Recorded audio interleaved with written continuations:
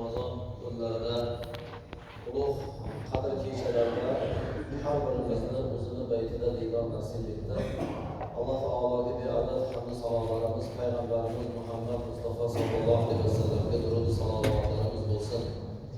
Azizlar, avvalambor boshlaringizga, qadamlaringizga hasonat. Mana bugun qarang, shunaqangi tez o'tyaptiki, 27 kun qanday o'tib ketganiga bilmay qoldik.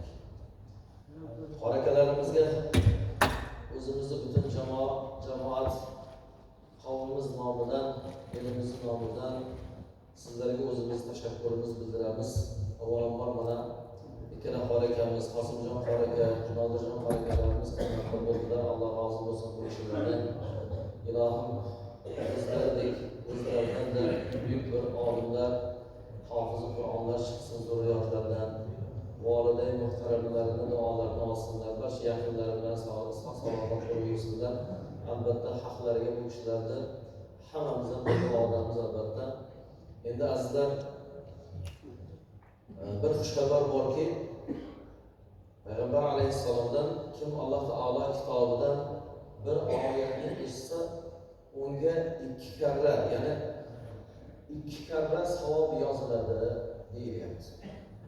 Endi qarang, Allohning kitobidan, Qur'ondan bir harf o'qisa, unga 10 ta savob beradi.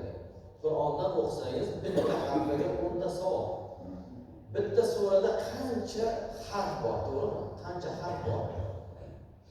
Endi qarang, qorakamiz shuncha 666 ta oyat bor Qur'onda.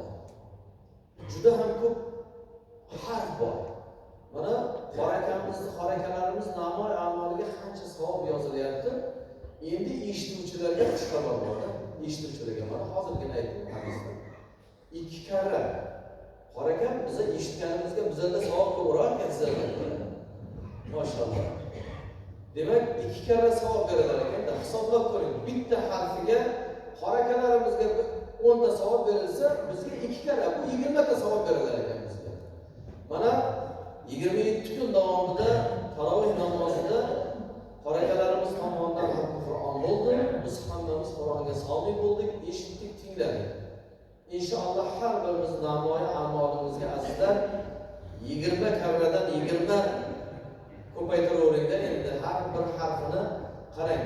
Alloh taolo bandalariga beriladigan, biz payg'ambar alayhisolamning ummatlariga beriladigan ajrlarni, yaxshiliklarni qarangda. Alloh taologa beadad hamd sanolar bo'lsin. Endi azizlar, Qur'onni o'quvchiga qancha savoblar bor. Qur'on o'quvchisiga avvalo ota-onaga toj kiydirilar ekan. Qur'onni o'qib, uning ichidagilariga amal qiladigan qoriga, ota-onaga jannatda toj kiydirilar ekan. Nasib qilsin Ilohim hammamizga. Qur'on o'quvchiga qiyomat kunida shafoati nasib bo'ladi. Shafoat jannatga o'tkaziladigan bir imkoniyat degan. Biz ham tingladik. Hammamizga Qur'onning shafoati nasib bo'lsin. Qur'on o'qilgan joyga Allohning sakinati yog'ilar ekan azizlar. Sakinat bu tinchlik, xotirjamlik asosida. Butun respublikamiz bo'yicha azizlar Qur'oni Karim xatmona bo'lyapti. Minglab masjidlarimizda. Xususan o'zimizning viloyatimizda 189 ta qorilarimiz kelgan. Masjidlarimizda xatm Qur'on bo'lyapti.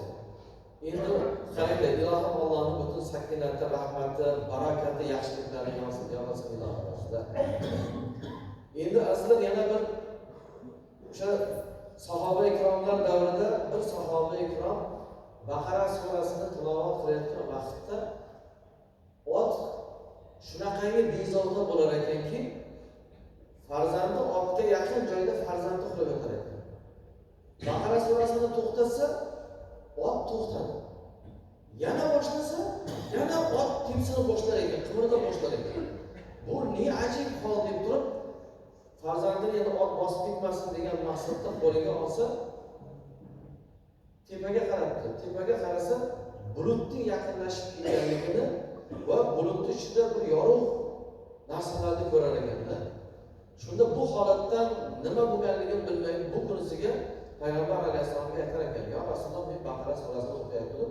Mana shu holat bo'ldi" desa, ey Huzaym degan, sen yana o'qivermaysanmi? Yana o'qishing kerak ediki, farishtalar kelgan edi. Chunki osmondan farishtalar seni o'qiyotgan Qur'oningni eshitish uchun tushayotgan edi.